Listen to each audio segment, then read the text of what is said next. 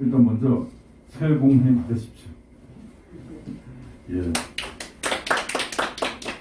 네, 오늘 4.32년대 창립 1주년 정기총회 참석해 주신 여러분께 사회자로서 먼저 감사 인사드립니다.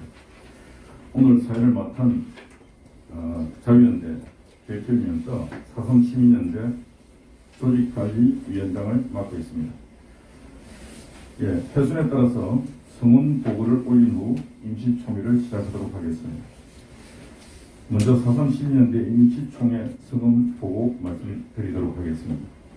2022년 2월 3일 현재 4.32년대 가입 회원은 단체 회원 11명, 전문 활동가 등 운영위원 16명으로 전체 회원 수는 27명입니다. 그 중에 오늘 참석한 회원은 단체 개인 회원 10명 이상인 가반인데 오늘 참석하신 분이 무려 13분 계십니다. 그래서 성원이 되었습니다. 정관 제9조에 의거해서 제적 의원 3분의 1 이상 참석하여 성원이 되었으므로 개회를 선언합니다. 국민들부터 시작하도록 하겠습니다. 모두 일어서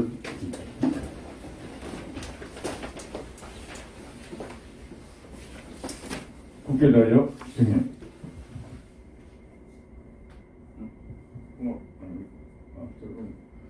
예, 나는 자랑스러운 태극기 앞에 조국과 민족의 무궁한 영광을 위하여 몸과 마음을 바쳐 충성을 다할 것을 굳게 다짐합니다. 바로 그 애국가는 생략하고 묵념하도록 하겠습니다. 순국선열과 호국명령에 대해 묵념하겠습니다. 일동 묵념.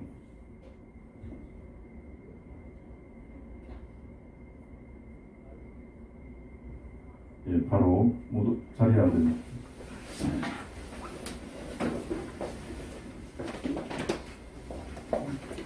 예, 식순에 이어서 먼저 인사 말씀부터 먼저 하도록 하겠습니다. 우리 저 멀리 경도의 김영중 고수님부터 인사 말씀 하도록 하겠습니다. 요 스크린에 지금 준비가 되어 있습니다. 주문입니다. 예, 김영중 고모님 인사 말씀 해주시죠. 네네. 제주시에 있는 김영중입니다. 우선 뜻깊은 창립 1주년 행사에 제가 직접 올라가야 되는데 그렇지 못해서 송구스러운 말씀드립니다. 그간 많은 어려움이 있었습니다만 전민정 대표님을 비롯해서 여러분들이 4.3 진실규명을 위한 노고에 경의를 표하고 감사의 말씀을 드립니다. 앞으로도 난관이 겹겹이 쌓여 있습니다. 그러나 좌파들이 그 어떠한 요설로도 진실을 가릴 수는 없습니다. 이게 진리입니다. 이런 점에 우리가 용기를 내고 왜곡된 4.3 사건의 역사를 재정립하는데 우리 힘을 모아야 되겠습니다. 저도 이력이나마 힘을 보태겠습니다. 그래서 위대하고 자랑스러운 대한민국이 역사를 바로 세우고 정통성과 정체성을 바로 세워야 되겠습니다. 제주 4.3 사건 재정립 시민연대의 무궁한 발전과 관계자 모두들이 건강과 새해 복 많이 받기를 빕니다. 감사합니다. 예, 우리 김영중 고모님도 새해 건강하십시오. 네. 감사합니다. 네. 김영중 고모님 인사 말씀이었습니다. 다음은 나정수 고모님 앞으로 나오셨습니다.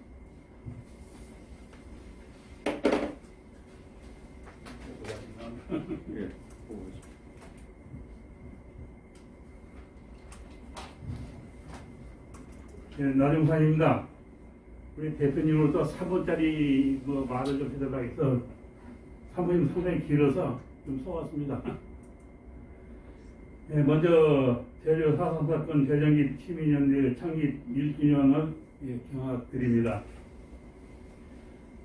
제주 4.3 사건은 8.15 해방 이후에 이 군정 시기인 1948년 4월 3일에 남로당 제주 독당이 50전 선거를 저지하고 나아가서 대한민국 정부 수립을 반대하기 위하여 일으킨 반란 사건입니다. 남당 측은 자체 양성한 유격전 물론 제주도에 있는 군 국력까지 동원하여 사건을 일으키려고 했습니다. 무장 단체인 군이 개입한다면 이건 폭덕을 넘어선 반란입니다. 그래서 이 과정을 좀 자세히 짚어보고 넘어가려고 합니다.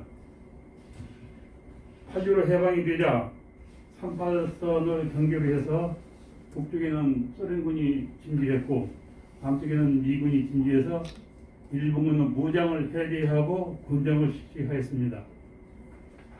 그리고 한반도에 통일국가를 세우려고 미군과 소련군 대표가 수차례나 만나서 논의를 하였으나 정부 강요 등 인선 문제로 합의에 실패하고 통일정부 수립 문제는 유엔으로 이관되었고 유엔은 자유평등 비밀의 원칙이 적용된 남북한 총선거를 제의하였으나 소련이 유엔의 제의를 거절했습니다.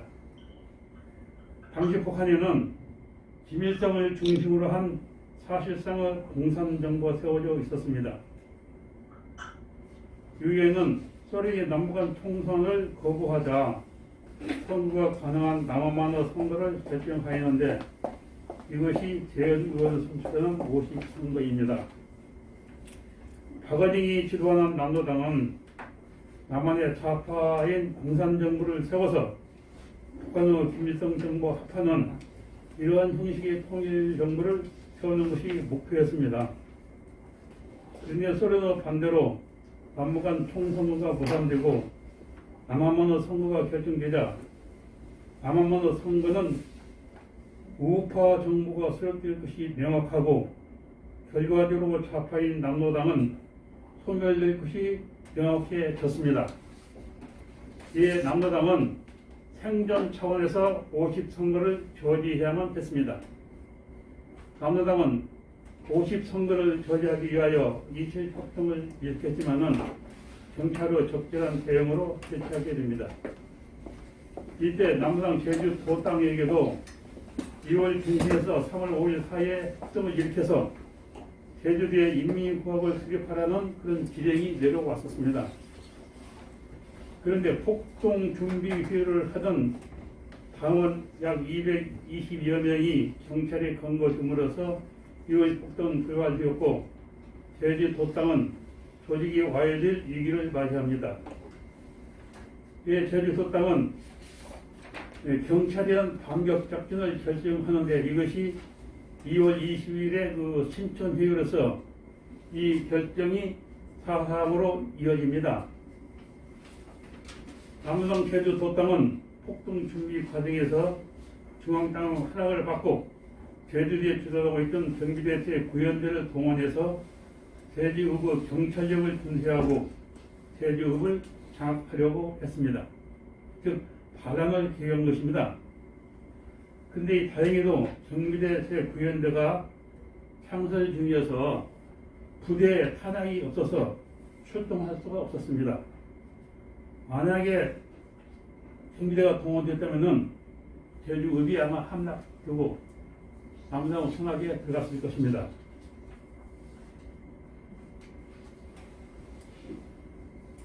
남로당 제주도 땅은 반격 작전을 결정한 신천회의 2주일 후에 경찰에 의한 그 최초 주민체 사건이 발생하자 경찰의 통합에 강조해서 민중이 들고 일어났다고 선언을 했습니다. 즉 자신은 동격했다고 주장하는 것입니다. 동기란 자발적으로 주민들이 한 거여야 하는데 4.3 사건은 남로당의 자체 양성한 유격대로 경찰을 공격한 사건이므로 동기라고 할 수 없는 그런 사건입니다.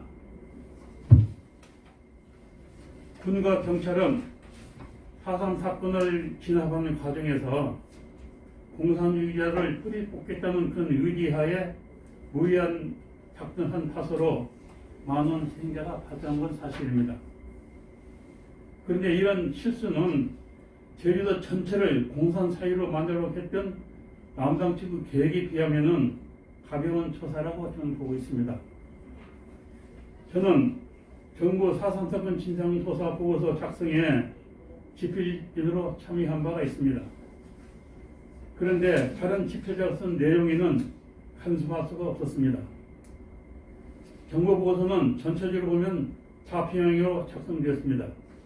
그런 탓으로 많은 국민들이 남당 측의 잘못은 별로 알지 못하고 정부 측의 잘못만 알게 됐습니다. 지금은 대통령도 좌파 인물이고 국회도 좌파가 장악하고 있는 좌파 정권 시대라고 말할 수 있습니다. 제주 4.3 문제에 있어서 시행자 선정이나 보호자 문제 등 모든 것이 좌파 의도대로 처리되고 있어 매우 안타깝게 생각하고 있습니다.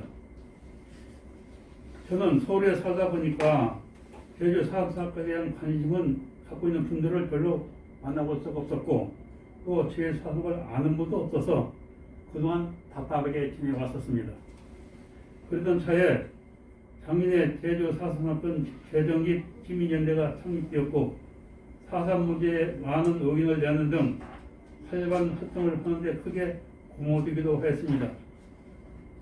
우리 단체는 창립된 지 1년이 길었습니다마는 앞으로 더 많은 할 것으로 기대를 하고 있습니다. 앞으로 4.3 사건 재정 시민연대의 무궁한 발전을 기원합니다. 감사합니다.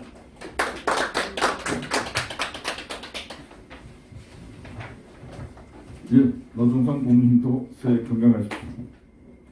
예, 다음은 멀리 제주도의 신혜정 제주학부모인대 대표님 인사 말씀 하도록 하겠습니다. 네, 안녕하십니까. 저는 멀리서 제주교육학부모연대 대표 신혜정입니다. 멀리서 이렇게 함께할 수 있어서 너무 감사하고요. 오늘 창립 1주년을 정말 진심으로 축하드립니다. 정말 4월만 되면 제주당의 4.3 사건으로 제가 학부모로서 학교 현장에 우리 아이들이 배우고 정말 역사, 교육이 외국 현장을 바라볼 때 그리고 또 작년에 그 4.3 특별법 통과로 제 마음이 정말 무겁고 안타까웠는데 제가 이제 4.3 사건 재정의 시민연대를 알게 되면서 정말 이분들의 이 수고와 노력이 정말 제 마음뿐만 아니라 대한민국 땅에 정말 한 줄기 정말 희망의 빛으로 다가갔습니다. 정말 이 땅에 공산주의의 영으로 뒤덮여서 역사 왜곡으로 정말 진실이 가려지는 시대 한복판에 살고 있는 현실에서 정말 이 제주 4.3 사건 재정의 시민연대의 이 수고와 노력이 정말 작은 몸부림처럼 보일지 몰라도 정말 저들이 알지 못하는 어마어마한 존재라는 것을 정말 그 존재로서 정말 대한민국 건국과 민주화에 정말 하나님께서 행하신 그 기이한 일들을 우리 다음 세대, 우리 자녀들 후대에 역사를 진실을 전하고 지키는데 정말 더 많은 활동과 발전이 있기를 정말 기대하고 정말 기도합니다. 다시 한번 이 창립 1주년을 축하드립니다. 감사합니다. 네, 감사합니다. 인사만 해주신 세 분을 향해서 큰 박수 부탁드립니다. 예, 다음은 안건 심의가 있겠습니다. 오늘 안건 심의는 전민정 대표께서 전년도 사업보고 등 안건 심의 설명을 하도록 하겠습니다. 전민정 대표님.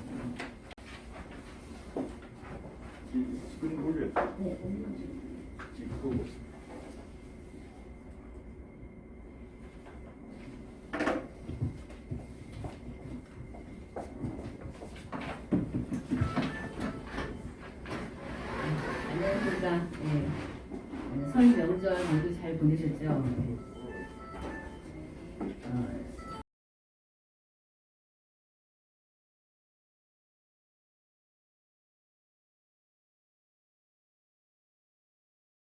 지난 한 해 동안 모두 수고 많으셨습니다. 4.3 역사 왜곡을 바로잡는 것은 저희 단체의 사명입니다. 낙동강 전선까지 밀려있는 이 4.3 역사 전쟁의 상황에 우리가 반전을 이루기 위해서는 첫째는 4.3 특별법의 위헌 결정을 받아내야 되고, 그래서 대한민국 정체성에 입각한 특별법 또는 입법을 제정해야 하고, 둘째는 왜곡된 기존의 4.3 정부 보고서를 폐기하고 대한민국 입장에서 진상을 명확히 규명한 새로운 공식 4.3 보고서를 발행해야 합니다. 올해도 모두 바쁘시겠지만 4.3에 관한 각자의 전문성을 더욱 고도화하고 4.3 전선에 집중하여 빼앗긴 영토를 회복할 수 있도록 더욱 정진해 주시기를 부탁드립니다. 안건 심의를 하겠습니다. 먼저 정관 개정안을 보시면 저희 총회 자료집에 보시면 5페이지에 있습니다. 저희가 PPT로 띄우지 않고 지금 책자로 다 나눠드렸으니까 5페이지에 보시면 정관은 두 조항을 개정을 하려고 합니다. 제10조의 상임위원회에 출판위원회를 신설해서 그 출판위원회의 전문성을 반영하고 본회 회원이 운영하는 출판사업 발전에도 기여하기 위해서 제10조의 그 출판위원회를 추가하였습니다. 그리고 제5조의 회원의 자격에 서는 개인 회원과 단체 회원의 종류를 구분하고 전문 활동가 회원을 제외한 단체 회원과 또 개인 회원의 그 월 회비를 연회비로 개정해서 부담을 좀 덜어드리려고 이 제5조 회원의 자격 개정을 하였습니다.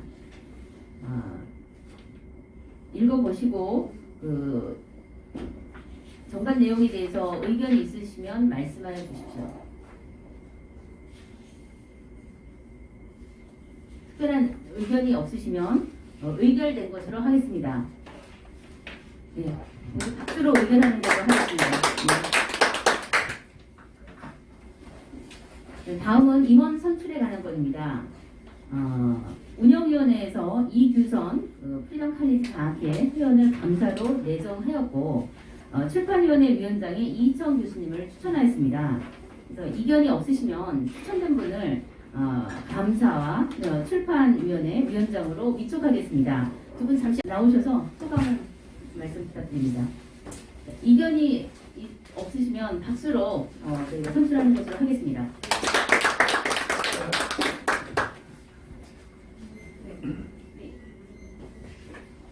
우리 이규선 강사님은 저희 작년 1월 29일 창립 총회 때도 오셔서 저희와 함께 이 시민연대를 출범하도록 도와주신 분이기도 합니다. 부족하지만 열심히 노력하겠습니다. 감사합니다. 반갑습니다. 제가 출판사를 하다 보니까 또 지금 대한민국에 이 체제라는 그 수호하기 위한 책자를 발간하는 그런 진지가 너무 없다는 것을 우리 많이 느꼈고요. 그래서 사실 출판사를 만들게 됐고, 제주 4.3 사건 재정립을 위한 어떤 근데 조금이라도 보탬이 됐으면 좋겠습니다. 열심히 노력하겠습니다.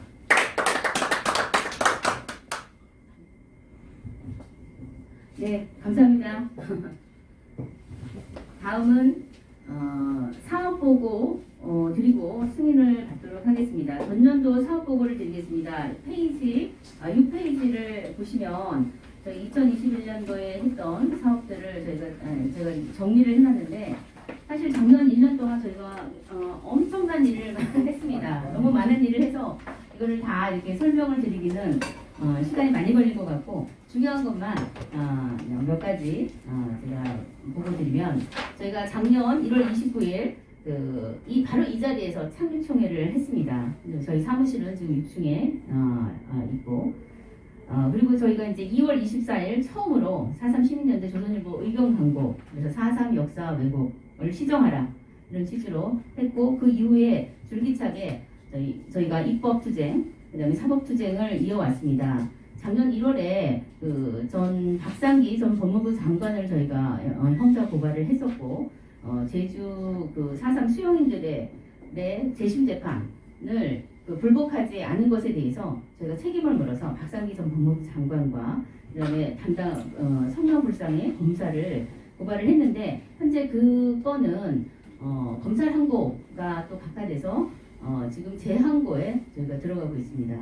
그래서 이 고발건은 저희는 헌법 소원까지 끌고 가려고 하고 있고 지금 현재 저희 제주 4.3 특별법 헌법 소원이 진행 중인데 이 그 고발건도 헌법 소원으로 저희가 이제 하려고 하고 있습니다. 그래서 굉장히 이 4.3 사건이 헌법재판소에서 큰 사건으로 앞으로 만들어질 겁니다. 그리고 이제 그 이후에 저희가 제주도에 있는 여러 그 신문사들 계속해서 4.3 역사 왜곡 시정을 위한 광고를 했었고 3월 29일에는 제주 4.3 역사 탐방을 2박 3일로 다녀왔습니다. 그리고 그 이후에 우리 김학성 위원장님께서 조선일보에 또 의견 광고를 내주셔서 4월 14일에 굉장히 반응이 좋았습니다. 당시에 4.3을 알리는데 우리 교수님 수고 많이 해주셨고 그리고 저희가 4월 27일에는 제주교육청을 방문해서 그 4.3 역사 왜곡 시정 속보 기자회견을 했습니다. 당시에 KBS 제주방송 앞에서 그 암살 1948의 역사 왜곡을 또 비판하는 기자회견을 했고요. KBS 제주방송 총국장에게 성명서도 전달했습니다.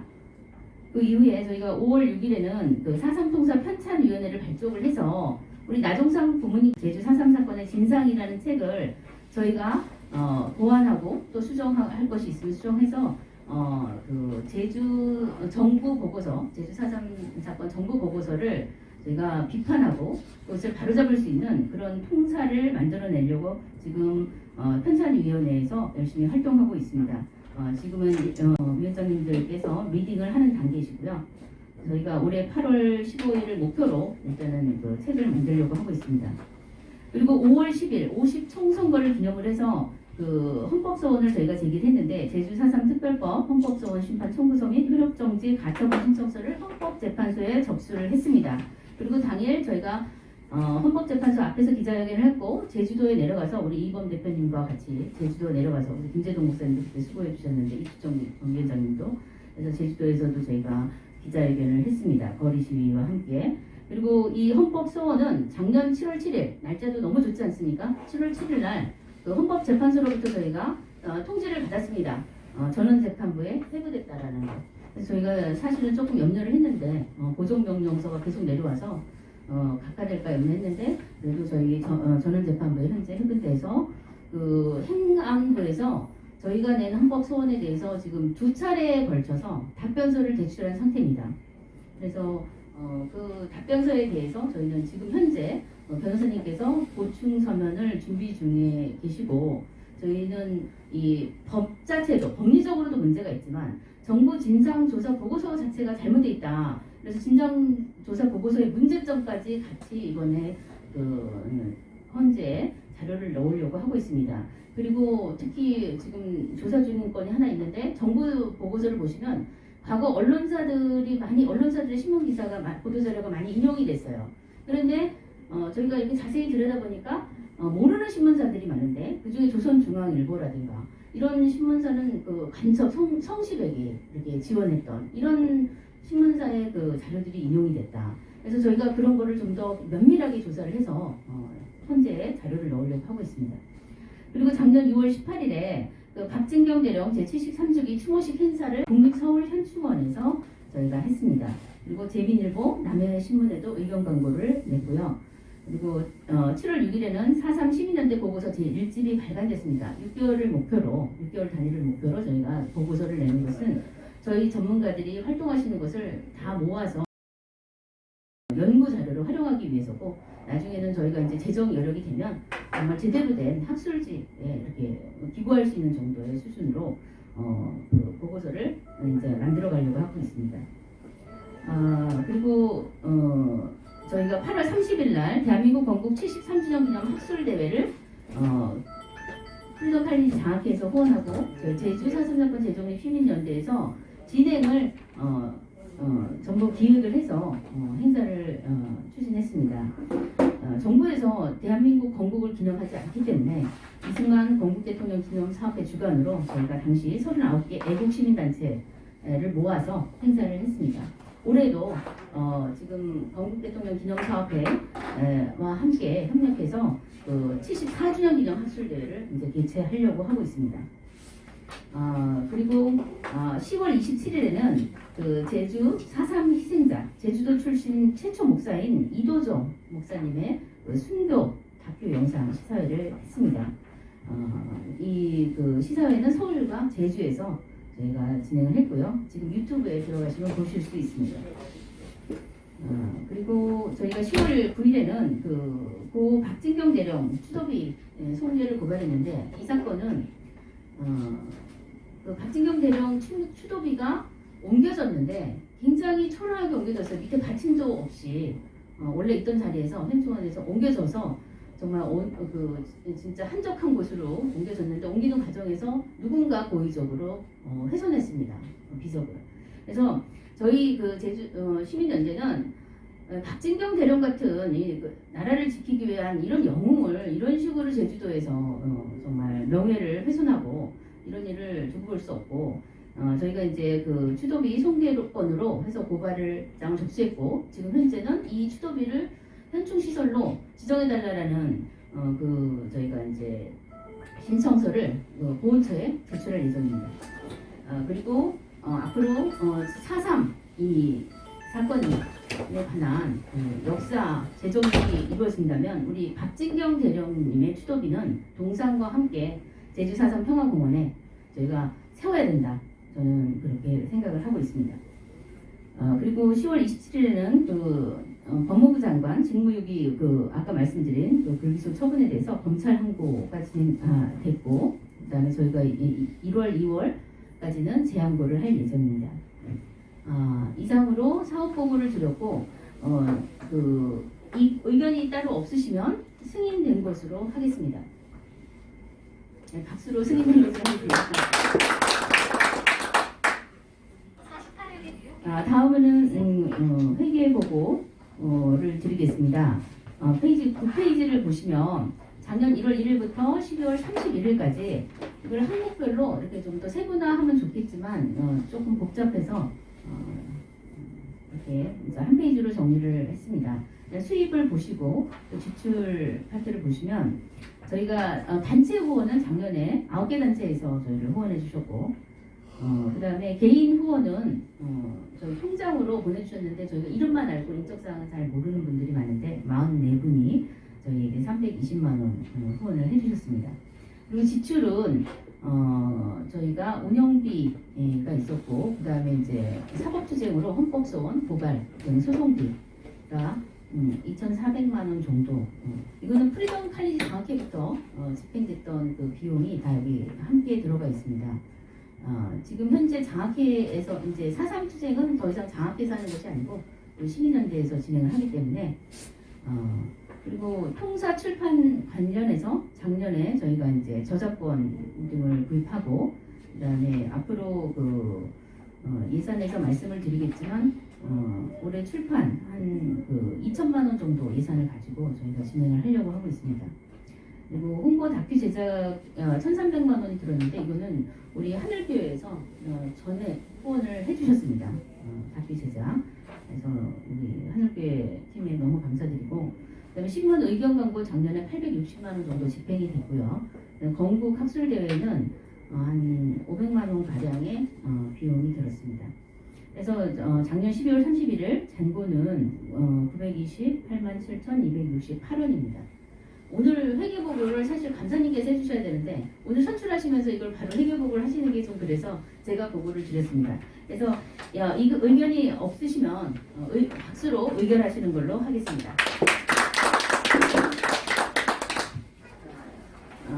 마지막으로 마지막이 아닙니다.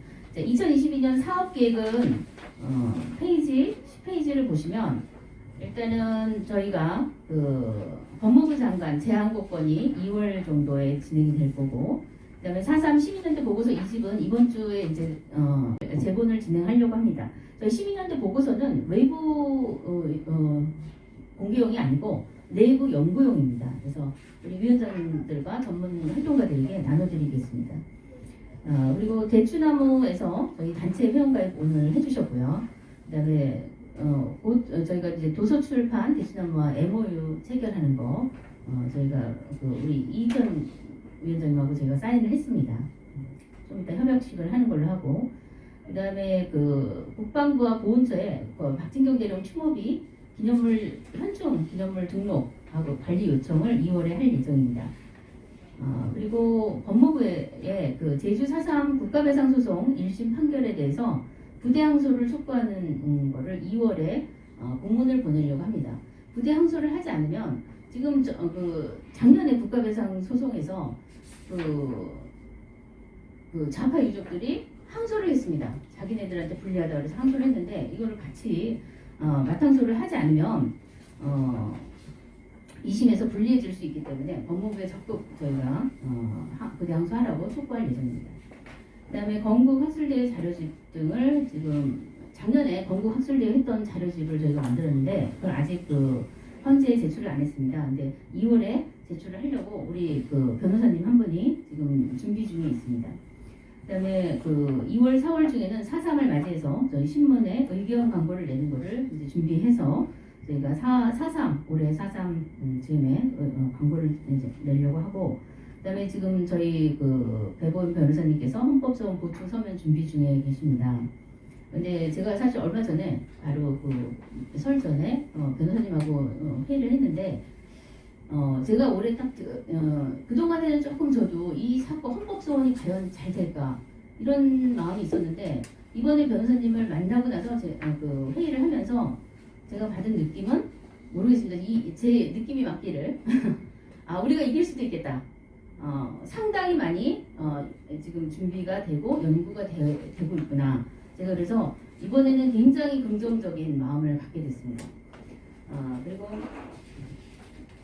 박진경 대령 사자 명예훼손 손해배상 청구 소송을 3월에 우리 금소회에서 추진하시는 걸로 박진경 대령 유족회에서 추진하시는 걸로 지금 되어 있고 저희도 협력해드리려고 하고 있고, 그다음에 제주 4.3 재심 재판 세미나가 원래 1월에 예정이 돼 있었는데 코로나로 미뤄져가지고 이번에는 이제 형사소송법 교수 등 토론자를 추가로 저희가 또 섭외해서 3월 또는 늦어도 4월까지는 추진하려고 합니다.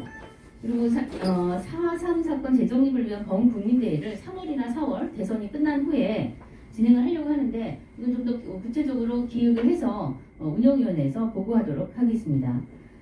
그리고 박진경 대령 제74주기 추모식 행사는 6월 18일에 예정이 돼 있고 이번에는 금처회와 저희 시민연대 같이 하는 걸로 이렇게 준비를 하겠습니다. 그다음에 4.3 행방불명인 333명과 또 일반 수용인 2명 등 335명 무죄를 부용한 사건이 작년에 있었습니다. 그 검사를 저희가 공수처에 고발하려고 하고 있습니다. 상반기에. 저희가 계약은 변호사님 선임은 작년에 했지만 올해 이걸 공수처에 고발을 하고, 그다음에 이 사건도 저희는 지금 헌법재판소로 가져갈 거를 검토 중에 있습니다. 그리고 제주 4.3 희생자 보상금 지급금지 가처분, 지금 현재 아시겠지만 작년 12월에 제주 4.3 특별법 일부 개정안이 통과됐습니다. 그래서 일부 개정안이 통과되면서 어떻게 됐냐면 작년 2월에 통과된 거는 보상을 해주겠다. 또 보상을 얼마나 해줘야 되는지 연구를 해봐라. 이렇게 됐는데 작년 12월에는 1인당 9천만 원 이렇게 정해져서 통과가 됐습니다. 일부 개정안이. 그래서 지금 검토 중인 거는 이 통과된 이 법을 다시 헌법소원을 넣을 것인지 뭐 이런 문제를 검토 중에 있고, 어쨌든 희생자 보상금은 안 된다. 지금 재판 중이기 때문에 그래서 지급정지 가처분은 헌법소원을 하려고 하고 있습니다. 그다음에 4.3 다큐 홍보 영상을 지금 우리 또 김재동 위원장님께서 진행 중에 계시고 상반기 중으로 아마 작업이 될 것 같습니다. 4.3 12년대 보고서 3집은 8월에 만들어질 거고, 그다음에 올해 74주년 기념 학술 대회를 제목을 좀 더 이제 저희가 확정은 돼야 되겠지만 현재로서는 민주주의의 신호탄 50총선거로 했습니다. 그래서 이번에도 이승만 건국 대통령 기념 사업회에서 주관하셔서 저희가 협력해드리고 해서 학술 대회를 개최하도록 하겠고, 건국 대통령 기념 사업회 제안을 한 게 학술 대회를 하시면서 학회를 구성하고 그다음에 학술지를 발간해 주시면 좋겠다 제안을 드렸습니다. 일단은 우파에 많은 활동가들이 계시고 좋은 글들이 나오는데 이거를 실을 데가 없습니다. 족보가 없습니다. 그냥 한번 행사를 하면 끝이고 너무 안타까워서 이거를 그 제대로 된 곳에 실을 수 있게끔 학술지를 만드시는 것에 대해서 제안을 드렸고 그 지금 신임 회장으로 되신 황교안 대표께서 긍정적으로 보셔서 아마 이게 이루어질 것 같습니다. 그 다음에 그 4.3 통사 발간은 8월 15일을 목표로 하지만 뭐 저희가 준비가 늦어지면 늦어질 수도 있다고 생각을 하는데 저희는 이 통사 제대로 된 통사를 만들고 이거를 영문 번역해서 미국의 워싱턴과 그러니까 백악관과 의회 그다음에 유엔에 이 그 영문판을 보내려고 합니다. 왜냐하면 좌파들은 그동안에 4.3에 관한 그 행사를 유엔에 가서도 했어요. 심포지움을. 그리고 국회의원이 도와줘가지고. 그래서 거기 가서 그 잘못된 역사 왜곡된 4.3을 알리고 왔는데 우리 이제 바로 잡아야 된다. 그래서 저희는 전문 번역가를 써서 저희가 이제 물론 좋은 원글이 나와야겠지만 전문 번역가를 통해서 영문 버전을 만들어서 세계에 알리려고 하고 있습니다. 그리고 저희 아까 말씀드린 저희 학회의 문제는 그 이승만 건국연구소 뭐 이건 가칭입니다 현재. 그래서 연구소가 될지 어떤 학회가 될지 어떤 형식을 취할지 모르겠지만 진행이 될 것이고 그다음에 학술지 현재 가칭 건국연구인데 이 학술지도 그 재정이 바탕이 되면 이제 추진이 될 것입니다. 저희는 이 모든 학술지나 학회 연구소 이 일에 저희가 관여되고 또 지원을 해드릴 예정입니다. 그리고 저희가 올해는 4.3 시민연대를 비영리 민간단체로 등록을 추진하려고 하고 있습니다. 정부 지원을 저희도 받아야겠다. 우리가 나라를 위해서 일을 하는데 이렇게 우리 시민들만 할 것이 아니라 우리나라의 지원도 받아야겠다. 이런 취지에서 등록을 추진을 하고 그 비영리 민간단체에 등록하려면 회원이 100명 이상이 되어야 됩니다. 단체도 하나로 카운팅이 되기 때문에 그래서 저희가 올해 연내에 이거를 추진하도록 노력하겠습니다. 그래서 사업계획을 말씀드렸고 이견이 없으시면 이 사업계획을 의결한 것으로 하겠습니다. 박수로 의결하겠습니다. 저만 계속 말씀드려서 죄송한데 마지막으로 예산안은 11페이지입니다. 내년도가 아니고 2022년 예산안인데 보시면 저희가 한 전체 예산을 9,100만 원 정도, 9천만 원 정도로 잡았습니다. 그래서 뭐 예산은 가감이 있겠지만 저희가 이 예산에 맞춰서 정말 좋은 성과가 있는 그런 일들을 해낼 수 있도록 열심히 노력하겠습니다. 이 예산안도 이 의견이 없으시면 박수로 의결한 것으로 하겠습니다. 이상으로 이걸 마치겠습니다.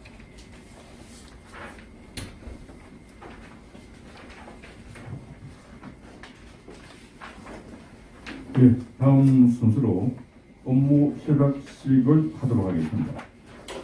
통사든 출판에 관련하여 대추나무 출판사와 업무 협약을 하도록 하겠습니다. 전민정 대표와 우리 이천 교수께서 앞으로 나와주시고 사인 하겠습니다. 사진만 찍으면 돼요. 같이 들고. 네. 예. 저기 업무 협약서는 여기 그 17페이지에 나와 있습니다. 자, 업무 협약식은 이렇게 사진 촬영하는 걸로 대신하도록 하겠습니다. 자, 촬영하십시오. 예, 박수 부탁드립니다. 예, 고맙습니다. 예, 각각 성행해서 각각 한 분씩 이렇게 보관하도록 하겠습니다. 다음에는 우리 운영위원분들이 나오셔갖고 각자 하실 말씀을 한마디씩 해주시면 고맙겠습니다. 먼저 우리 김홍선 교수님 어디? 그래도 짧게 말씀해 주시죠. 기록에도 남기고.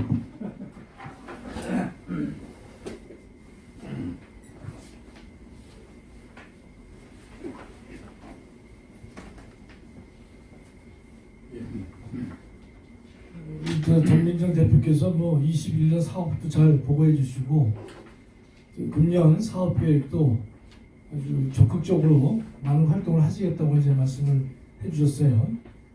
저희가 제 분야에서는 요 중에서 우리가 제주 4.3 재작년 제주지방법원에서 재심 결정을 내린 것에 대해서 부당하다 그런 학술 세미나를 2월 달에 열려고 했다가 잘 안 됐습니다. 그래서 좀 지연됐는데요. 제가 그 학술 대회를 열든지 아니면 그 발표된 논문을 학술지에 게재해서 그 자료가 헌법재판소에 제출될 수 있도록 제가 하겠습니다. 그 다음에 다른 것들은 이제 우리 전 대표께서 뭐 형사소송법 교수와 합류해서 세미나를 한다든지 여러 가지 많은 계획들을 가지고 계세요. 그 다음에 4.3 희생자 보상금 지급 문제 가처분도 하시겠다고 하시고, 그 다음에 4.3 행불인 무죄 구형을 한 검사를 갖다가 공수처에 고발하시겠다 이렇게 이제 전 대표가 아주 적극적으로 다 하고 계셔서 저희는 뒤에서 잘 될 수 있도록 필요하다면 법적 자문도 할 것이고 아니면 함께 그 일을 하도록 노력하겠습니다. 네, 이상입니다. 예, 감사합니다. 다음 우리 이주성 교수님 감사. 예.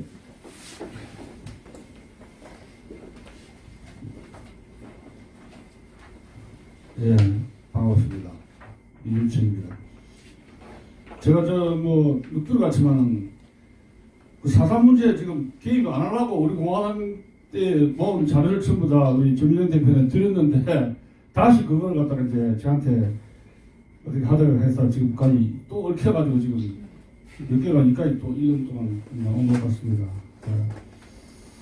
지금 작년에 저희들 우리 4.3 시민연대 활동을 보면 다른 우익단체가 그냥 길거리에서 그냥 한 거 집회라고 토론도 하지만 실질적으로 우리나라의 지금 그 시민단체 우파 중에서 역사를 전문적으로 좌파와의 역사 전쟁을 전문적으로 집중적으로 파고드는 단체는 아마 4.3 시민연대가 유일하지 않는가 그런 생각을 하게 돼요. 그래서 박원순 같은 인물이 시장이 되고 지금 문재인 정부가 들어서는데 굉장히 귀한 인물들이 법학자들하고 법쟁이들하고 역사를 작용하시는 역사학자들이거든요. 거기에 이제 중심에는 역사문제소 해가지고 민족문제연구소라는 두 연구소가 등장하고 그것을 30년 동안에 바퀴를 돌리면서 나라가 장악되고 정권이 지금 문재인 정부 해가지고 체제 전복의 위기가 오게 된 것은 시민단체 역사연구가 얼마나 중요하다는 것을 반증한다는 사실입니다. 그래서 그런 점에서 4.3 이 시민단체 우리 시민연대의 그 역사적 임무라는 것이 굉장히 중요한 것인데 저는 이런 생각이 돼요. 서울 사람들이 대한민국 사람들이 제주도라든가 4.3에 관심이 없습니다. 저부터도 그렇고 왜냐하면 제주도라는 것은 제주도라든가 4.3이라는 것이 저 남쪽 지방의 관광의 도시인 관광지인 제주도에서 불이 났는데 그것이 대한민국 역사와 체제의 운명과 어떻게 연결을 시켜주느냐. 그래서 우리는 제주만 이야기하고 4.3만 이야기해가지고는 대중들에게 파고들 수가 없습니다. 그래서 그 일단에 그 차원의 작품을 만들어서 기독교 쪽에 그 죽어간 그 목사의 이야기를 하면서 기독교인에게 관심을 가진 거 아닙니까?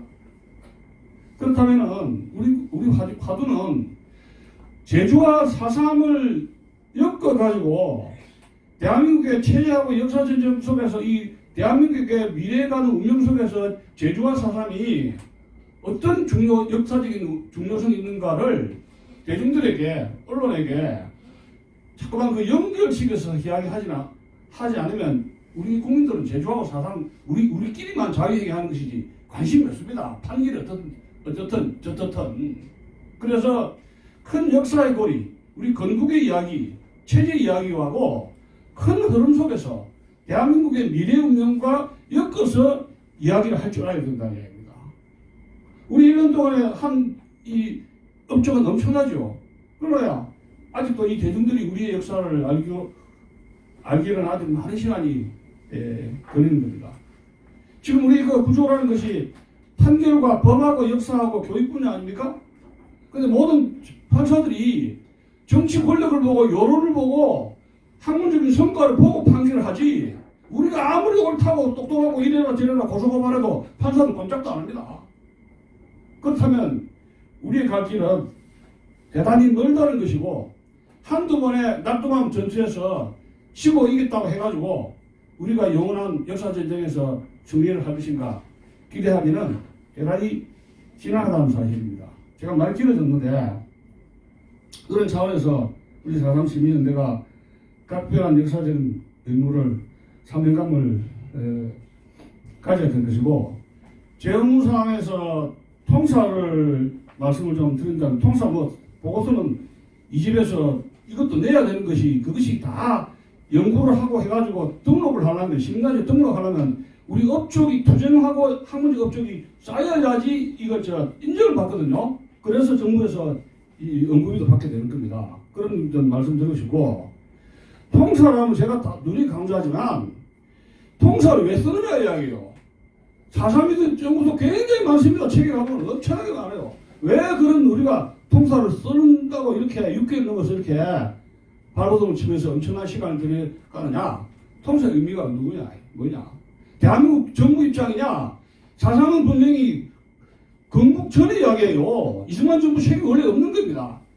미군정 시절로 해가지고 대한민국 건국의 이런 과정에서 엮어진 하나의 그건 10년 동안의 내란이었는데, 우리가 쓰는 통사라는 것이 뭐냐 이야기예요. 통사라는 것이 그냥 이런 팩트냐, 정부의 입장이냐, 대한민국 민족의 입장이냐, 제주도민의 입장이냐, 대한민국 헌법의 입장이냐, 건국했던 자유민주주의 체제 입장에서 이 제주 4.3을 보는 것이냐에 대한 역사적인 공부가 우리가 제대로 되어 있는가 하는 점입니다. 이거 혼자 쓰면 금방 씁니다. 그런데 여러 사람이 논의를 해가지고 하나의 컨센서스를 만들어내기까지는 상당히 많은 시간과 작업이 필요하다는 점을 말씀을 드리는 것입니다. 그래서 이 일정은, 이 통사라는 것은 너무 완벽하게 해야 되는데 무한정 할 수도 없고, 또 부다닥닥 해가지고 밥 먹듯이 그냥 만들어낼 수 없는 것이, 여러 사람이 편집해서 공동으로 만들 수 있는 것이 그 책의 성격이거든요. 그렇기 때문에 제가 막다른 책임을 느끼는 것이고, 또 많은 분들이 협조를 하셔가지고 지금 이까지 왔는데, 아무쪼록 우리 4.3 시민연대가 전력 대표를 중심으로 해가지고 작년에 비해서 올해도 더 많은 많은 업적을 내고 활동을 내고, 그래서 우리 대한민국 국민들이, 또 우파 태극기 국민들이, 야, 이거 4.3 시민연대라는 것이 다른 태극기 국민들하고 시민단체하고 하는 것과는 다르게 우리 깊은 역사 속에서 들어가서 역사 전쟁에서 최전선에 선 인물들이다, 우리가 후원해 줘야 되겠다, 이런 감동을 받도록 우리가 더 열심히 해야 되는 한 해가 되기를 부탁을 드립니다. 감사합니다.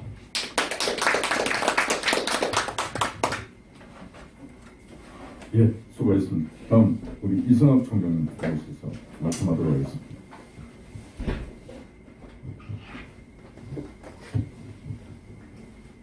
그 1년 동안 우리 정민정 대표는 고생이 많으셨습니다.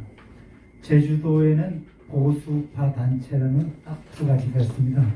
제주 4.3 진실 규명을 위한 도민연대, 제주 4.3 정립 연구 유족, 딱 두 단체입니다. 그래서 저는 그 인터넷 제주 경제일보에 지금 4회까지 박진경 대령이 생애, 작전, 암살, 숙군 내용에 대해서 쓰고 있습니다. 계획은 시리즈까지 갈 계획입니다.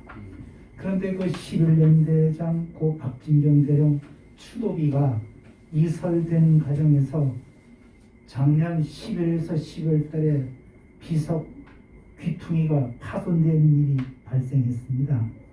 그래서 제주보훈처의 그 박용원 주무관이 앞으로 보훈처에서 관리를 하겠다, 구두로 답변을 얻었습니다. 이 박정희 대령 추도비는 제일 처음에는 11년대 본부가 있는 KBS 방송국 안에 있다가 사라봉 제주시 충원묘지로 옮겼습니다. 충원묘지 그 도로의 일주도로가 확장되면서 또 어승생학 제주시 충원묘지로 옮겼습니다. 어승생학 충원묘지가 또 제주 호국원이 생기면서 연동 132-1 제주시 공설묘지 입구에 갖다 놨습니다. 그래서 박진경 대령 추도비는 4번에 걸쳐 이설하게 되었습니다. 저는 또 그 위키 백과사전이나 민족 대백과사전에 보면은 박진경 대령 암살에 관한 것 많이 왜곡되고 이상하게 쓰여져 있습니다. 그래서 이걸 고쳐서 이견을 제출하고 있습니다.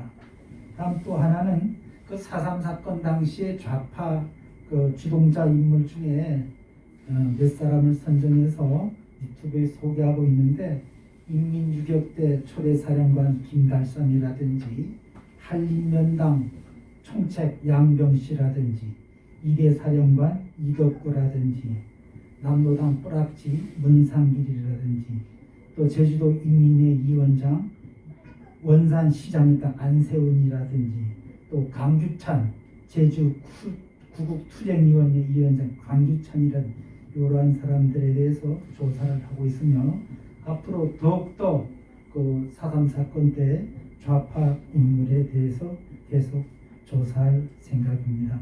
하여튼 제주도에서도 4.3에서 마음은 있지만은 행동에 옮기지 못하는 데에서 서울에 있는 우리 4.3 정립신년대가 이렇게 앞장서 주어서 제주도민 입장으로서 너무 고마워서 간단한 인사에 가름하겠습니다. 예, 제주도와 서울 늘 오르락 내리락 하면서 고생이 많습니다. 다음은 우리 유족위원회 우리 박홍균님 나오셔서 한 말씀 하도록 하겠습니다.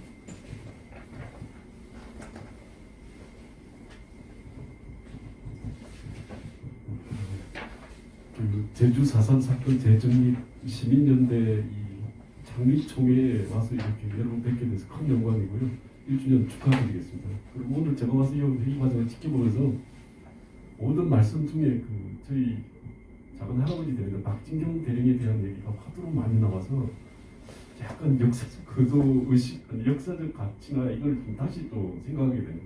저희 집안으로 봤을 때는 개인 가족사고 어떻게 보면 할아버지의 그 짧은 생에 대한 짧은 역사라고도 말하기 어려운 그런 시간이었는데 이게 4.3 사건하고 연결되어지면서 아주 초대의 그 관심사처럼 되어져 있습니다. 저희들이 4월 3일 전후로 되면 매번 할아버지에 대한 약간 음해성 기사 같은 게 나와서 이건 저희들은 그냥 개인 가족서나 이런 걸로 대응을 하고 좀 소극적이었어요. 근데 요 최근에 이제 언론에 보도가 갈수록 또 심화되고 아예 제가 참 표현을 하기도 그런데 제주 4.3 사건의 주범이라는 표현과 그 다음에 양민 학살의 원흉이라는 표현을 쓰는데 이 단어 선택부터 제가 보기엔 믿을 수 없는 단어를 쓰고 있더라고요. 그래서 제가 사실은 그 신문사 기자를 찾아가서 항의도 하고요. 법적 문제를 분명히 짚고 넘어가겠다고 얘기를 했습니다. 그래서 저희들도 가족사가 지금 이게 이제 4.3 사건하고 국가 설립과 관련된 이런 일로 연결이 되니까 책임감이 아주 확고하게 느껴지고요. 제가 그 와중에 작년도에 할아버지 일을 좀 어떻게 수습할까 고민하다가 이제 만나게 된 단체가 지금 여기 제주 4.3 연대입니다. 벌써 저희들도 한 1년 가까이 도움을 많이 받았고요. 앞으로도 저희 가족들 검초회라고 단체를 만들어서 대응하려고 하는데 참 역부족입니다. 왜냐하면 다 알고 계신 것처럼 언론 자체가 원체 한쪽으로 기울어져 있어서 이걸 바로잡는 게 보통 일이 아니더라고요. 근데 지금 많은 이승학 위원장님, 나종삼 위원님, 그 다음에 우리 대표님께서 많이 도와주셔서 어느 정도로 저희들 용기를 내고 있습니다. 제가 이제 여기서 말씀드릴 거는 어쨌든 제주 4.3 사건에 할아버지를 계속 좌파 진영에서 물고 늘어지는 이유는 할아버지가 무너져야 제주 4.3 사건이 항쟁이 되는 것 같습니다. 그러니까 할아버지가 그 토벌 때 그러니까 그 반란군 토벌하러 가신 분인데, 그러니까 반란군이 정상화되려면 토벌대장이 잘못된 사람이라고 엮여져야 이게 얘기가 되기 시작하거든요. 그러니까 그 문제 때문에 계속 4.3 사건 관련돼서 좌파에서도 할아버지를 계속 깔고 뭉개는 겁니다. 그래야 애초 정부에서 미군정화에서 4.3 사건 진압 과정은 얘는 원천적으로 잘못됐다고 지금 확정을 할 수 있기 때문인 것 같아요. 그래서 제가 오늘 이 회의 참석하고 나서 느꼈던 게, 야, 어쨌든 할아버지의 그 제주도에 계시던 짧은 시간이지만 그 역사를 바로 정리하지 않으면 이게 전체적으로 참 어렵게 되겠구나 하는 이걸 피부로 많이 느꼈고 아주 마음속 깊이 좀 되새기고 갑니다. 그리고 제가 말씀드릴 거는 오늘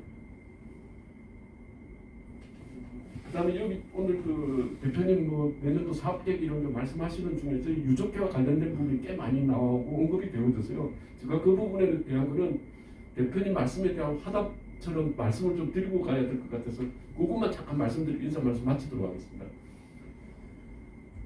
그 조금 전에 말씀드린 대로 할아버지가 제주도에 4.3 사건이 주범이 된다는 건 이치적으로 맞지 않습니다. 왜냐하면 그냥 상식적으로 생각해도 4월 3일 날 사건이 벌어진다. 할아버지는 5월 10일 날 구입을 하시거든요. 그러니까 원 발생된 원인하고도 맞지도 않는데 주범이라는 표현을 쓰고요. 그 다음에 원인이라는데 할아버지 계신 동안에 작전도 두 번 하고 한 43일 계신 동안에 실제로 제주 양민이 죽은 인원이 많지 않습니다. 제가 공부한 책에 하면 어느 책에는 4명, 어느 책에는 7명 정도 이렇게 표현이 되어 있더라고요. 그 대신 양민과 그 빨치산과의 분리 작전을 해서 양민을 많이 이소시켰던 것은 확실한 것 같아요. 근데 그게 이제 가치를 어떻게 보느냐에 따라 다른데 저는 그 일이 있었기 때문에 양민이 덜 죽었다고 이제 생각을 하고 있고 이런 가치를 가지고 있습니다. 그러니까 그 문제는 저희들도 계속 좀 다른 언론에 홍보할 때 좀 짚어나갈 생각을 가지고 있고요. 그리고 이제 마지막으로 제가 말씀드릴 게 저희들 그 유족회가 금초유족회라고 지어져서 지금 한 28년 정도가 가입이 돼서 그 저희 유족들만 활동을 하고 있는데 거기서 올해 사업계획은 4.3 재정립 시민연대하고 공동으로 작업할 게 참 많습니다. 많이 도와주셔야 되는데요. 그 중에 첫째가 이제 4.3 사건 관련된 박진경 대령에 대한 진실 또 이거 정확하게 알리기 위해서는 4월 3일 이전에 저희들이 시민연대하고 원고부터 협의를 해서 홍보형 그 성명성 광고를 좀 내려고 하는 게 하나 있고요. 그 다음에 두 번째는 제주 보훈처하고 지금 경남도의 도의원인 김영진 의원하고 그 다음에 제주도에 또 그 의원이 있어요. 그 4.3 사건 관련해 저희 할아버지를 아주 비방하고 똑같은 패턴으로 얘기하고 있는 분들이 계시거든요. 그래서 김경민에게 그리고 그 두 분의 사무실은 항의 방문할 계획을 가지고 있고요. 그 다음에 세 번째는 지금 이학성 위원장님 말씀하신 대로 위키백과사전하고 그 다음에 또 할아버지에 관련된 조그만 책자를 만들어서 저희 가족들도 사실은 그 역사를 좀 정확하게 잘 모릅니다. 그래서 그 가족들이 전체 공유할 수 있는 책자를 만들 계획을 가지고 있고요. 그 다음에 6월 18일 날 추모 행사는 시민연대 사실 저희들이 좀 해서 시민연대 좀 동기를 받아서 이렇게 했으면 좋겠는데 활동하는 사람이 저하고 실제로 한 2~3명밖에 없습니다. 근데 참 어렵습니다. 그래서 충분히 재정적으로 저희가 많지는 않지만 조금 지원할 부분이 있어서 지원도 해드리고요. 준비는 좀 잘 해주시면 저희들이 충분히 잘 따라가서 협조를 하도록 하겠습니다. 그 다음에는 그 언론중재근거법 중재위원회 반론하고 정정보도 청구권하고 그 다음에 사자 매입 훼손 소송이 있는데요. 이거는 저희들이 이제 변호사 그러니까 우익 성향이 아주 강한 변호사를 만나서 추진하려고 몇 번 했는데 사실 이 사건이 사자 매입 훼손 소송이 다 정도까지 되시지만 실제로 소송에서 이기는 경우가 참 어렵습니다. 그러다 보니까 변호사들도 의지가 있어도 접근하다 보면 약간 뒤로 빼고 해서 지금 변호사 선정도 좀 어려움이 있어서 나중에 이 부분도 시민연대에 조금 도움을 받아서 추진해야 되지 않을까 이렇게 저희들이 생각하고 있습니다. 이렇게 저희들이 준비하는 과정이 개인 집안에 저희들 힘으로 이렇게 하기는 참 어렵습니다. 어렵고 그래서 결국은 시민연대에 좀 부탁드릴 것도 있고요. 또 저희들이 시민연대 활동에서 도움을 드릴 거는 있고 도움을 드릴 것도 있을 것 같은데 그런 내용에 대한 걸 시민연대에 좀 강력하게 저희들도 부탁해서 저희들도 이 활동에 좀 적극 참여할 수 있도록 이렇게 준비를 하겠습니다. 그 여러 가지로 너무 감사하고요. 좀 바로 세워줄 수 있도록 저희들 최선을 다하겠습니다. 고맙습니다. 수고했습니다.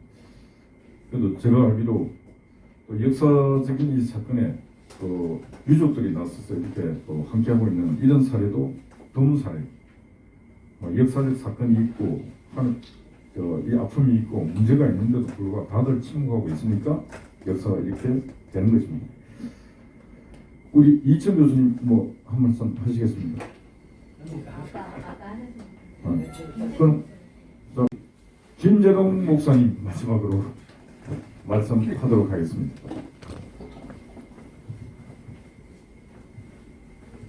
예, 1주년 축하드립니다. 또 새해 복 많이 받으시기 바라고요. 우리 전민유 대표는 정말 일당백, 일당천을 감당하셨는데 참 존경하고 또 한 해 동안 또 같이 힘을 다해서 또 역사전쟁, 사상전쟁, 체전쟁에서 반드시 승리해야 되겠습니다. 제가 최근에 우리 이희천 교수님의 반대세 정말 꼼꼼하게 다 읽었고, 우리 또 우리 제주 4.3 진상에 관해서도 우리 나종상 고모님의 그 책은 정말 역작이었던 것 같습니다. 정말 자세히 봤고 또 탐방도 같이 가다 보니까 너무나 이해가 쏙쏙 돼요. 이게 왜 이렇게 중요한 싸움인지를 알게 되었습니다. 우리 김학수 교수님도 국민헌법 역작을 또 집필해 주셔서 너무 감사를 드립니다. 제가 이제 다음 주에 또 어떤 뭐 지방에도 있고 에스더 기도 운동에서도 이 강의도 하고 또 교수님도 같이 하시지만 이희천 교수님도 이 지역적인 하나의 제주 4.3만 가지고는 우리가 이 거대한 체제전쟁의 싸움에서 이길 수 없다고 생각을 하거든요. 그러니까 우리가 이 4.3의 이 역사 전쟁을 하면서도 숲을 잃어버리면 안 될 것 같다는 생각이 들어요. 그래서 최근에 그 제주도를 갔다 왔거든요. 어떠한 교회를 방문했습니다. 이건 정말 역사적인 사건이에요. 제주도에 450개 교회가 있고 60만 정도 되는 우리 제주도 도민 중에 기독교인이 딱 6만 명이거든요. 근데 드디어 한 교회가 컨택이 됐어요.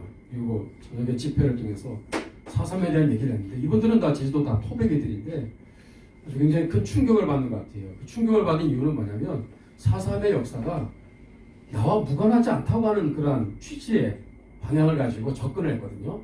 4.3에 대한 미주알 고주알 얘기를 하는 것보다 이것이 역사전쟁에서 우리가 이 왜곡과 날조를 막지 않으면은 자유민주주의의 해체와 한국교회 몰락으로 이어진다고 하는 그런 방향으로 이제 1시간 동안 떠들어대는 거예요. 그러니까 다들 그것을 공감하고 상당히 아이들부터 어른들까지 야, 이거 심각하다. 이게 강 건너 불구경에 했었는데 이분들조차도 너무 큰 충격을 받은 거예요. 그래서 이분들이 이 일에 같이 힘을 모으기로 했어요. 그래서 또 후원금도 40만 원 또 주셔서 저희가 이게 또 성경으로 말하는 오병이어잖아요. 이게 얼마나 참 씨앗이 되었는지. 그래서 저희가 작년에는 이도정 목사님 영상을 또 만들었고요. 이제 올해는 제주 4.3 영상 다큐멘터리 제작 중에 있습니다. 또 하나는 우리 전라도에서 있었던 양민학살 그리고 그 순교 역사들을 자세히 다루는 영상을 조금 투자해서 그렇게 만들려고 합니다. 제가 대구 10월 폭동, 제주 4.3, 여수 14년대 반란 사건, 그리고 6.25 때 대략 학살 양민의 그 학살 현장들을 계속 돌아다니고 있어요. 그래서 제가 이번 2월에는 전라도를 좀 곳곳을 다시 또 내려갑니다. 얼마 전에도 다녀왔는데 또 광주를 또 5.18까지 해서 광주 5.18의 그 역사 좀 콘텐츠가 한 29군데 그 성지 순례화를 다 해놨어요. 아주 패키지 상품화해서 학생들 애들 데리고 가서 한 바퀴 쭉 돌면요 완전히 뒤집어지도록 29군데를 만들어놨어요. 그래서 현장 좀 실태 조사도 해야 될 것 같고, 그래서 이 5.18도 좀 관심을 갖고, 그래서 이 큰 틀에서 하나하나씩 빼는 방향으로 좀 가는데 이제 제주 4.3이 가장 제일 중요한 것 같습니다. 아까 이주천 우리 위원장님께서 중요한 방향을 얘기를 잘 해주신 것 같아요. 그런 방향에서 어쨌든 한 해 기대가 됩니다. 다윗과 골리앗의 싸움이지만 하나님 우리와 함께 하시고 반드시 이 싸움은 단순한 역사 전쟁이 아니라 사상 전쟁이고 체제 전쟁이기 때문에 여기 계신 우리 참 존경하는 우리 한 분 한 분들이 계셔서 너무나 든든합니다. 하여튼 저도 최선을 다하겠습니다. 감사합니다.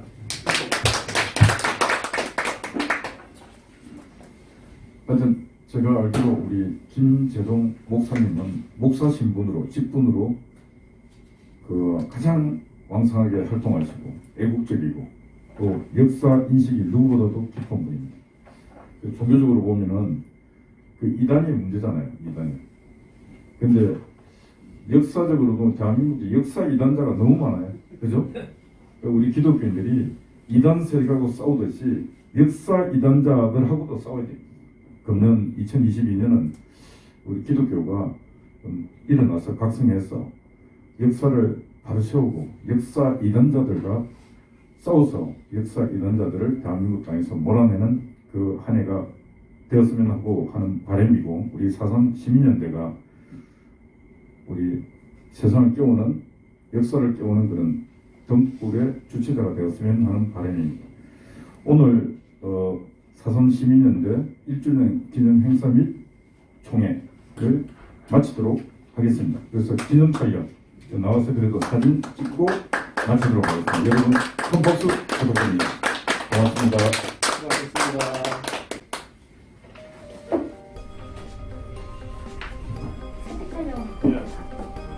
앞으로 의자 한 줄 놓고 뒤에 서고 이렇게 하도록 하겠습니다.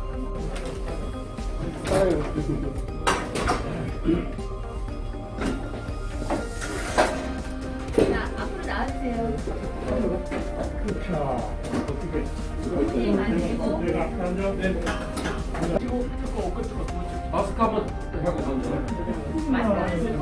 마스크 쓰고. 예. 하나, 둘, 셋. 하나, 둘, 셋. 화이팅! 아니, 잠깐만요. 파이팅 제가 할게요. 하나, 둘, 셋.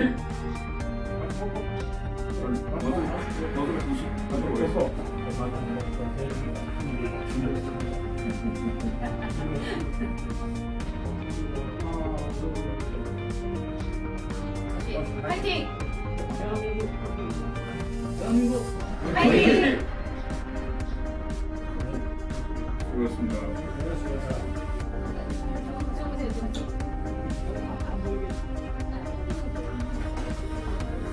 보세요.